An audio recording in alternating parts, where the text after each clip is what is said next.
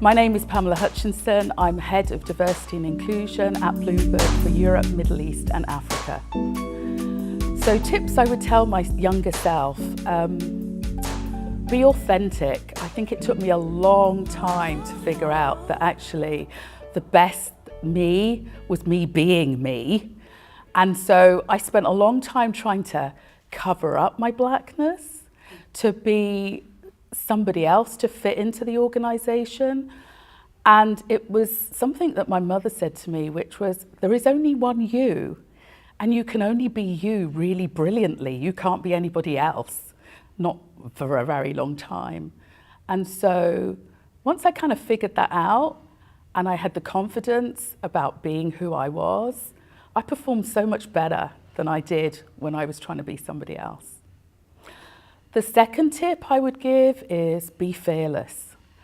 There were so many opportunities actually that came up while I was coming up through my career that I didn't take advantage of because I thought that I couldn't do it, or I wasn't good enough, or it shouldn't have been me.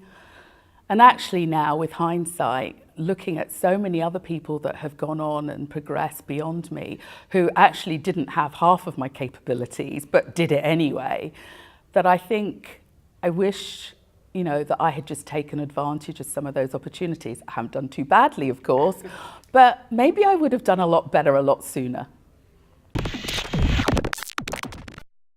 I think that what makes Black women fearless is that we come from fearless women.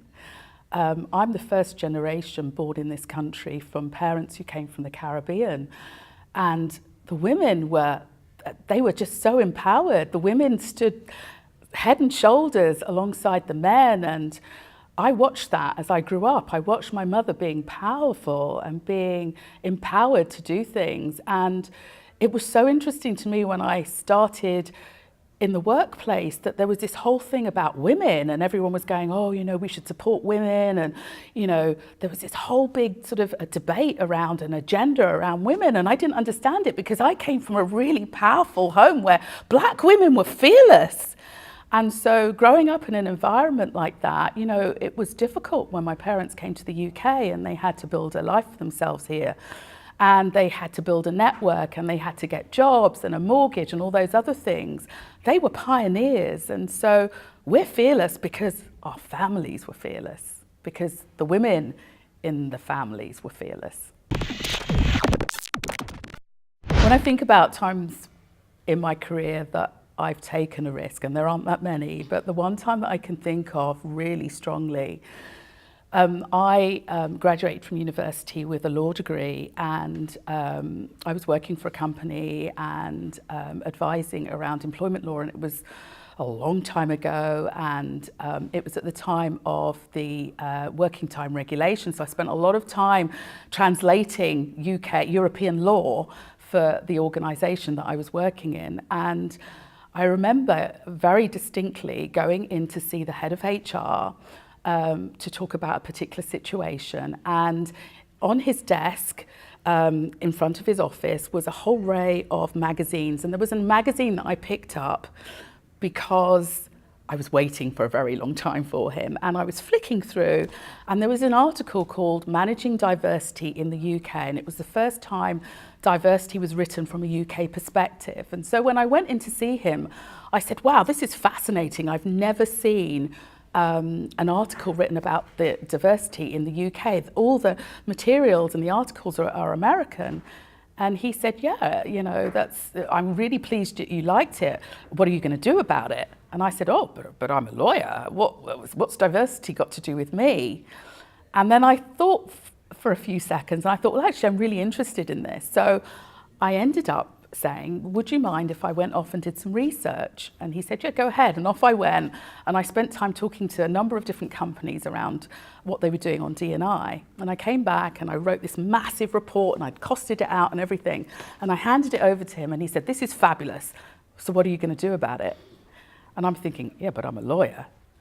And then I thought, well, what's the harm in me doing something in this space? I mean, really, I'm still going to be a lawyer at the end of the day. I've still got my degree.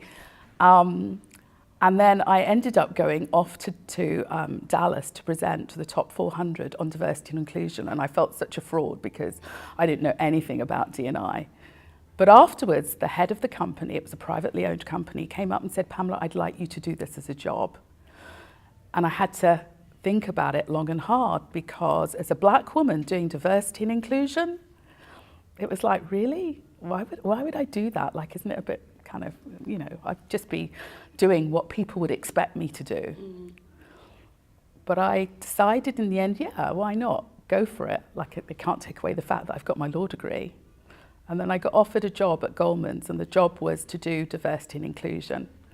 And I flipped a coin and it landed on heads, which was go to Goldman's and do D&I. And off I went. And it was the best decision I ever made. At the time, I couldn't believe that I would have made a decision to leave the law, but it was the best decision I ever made, and I love the work that I do, and I'm so empowered by the work that I do, and I probably wouldn't be on this list had I not done this work. One thing that I think that companies can do to really make progress in this space is just be intentional.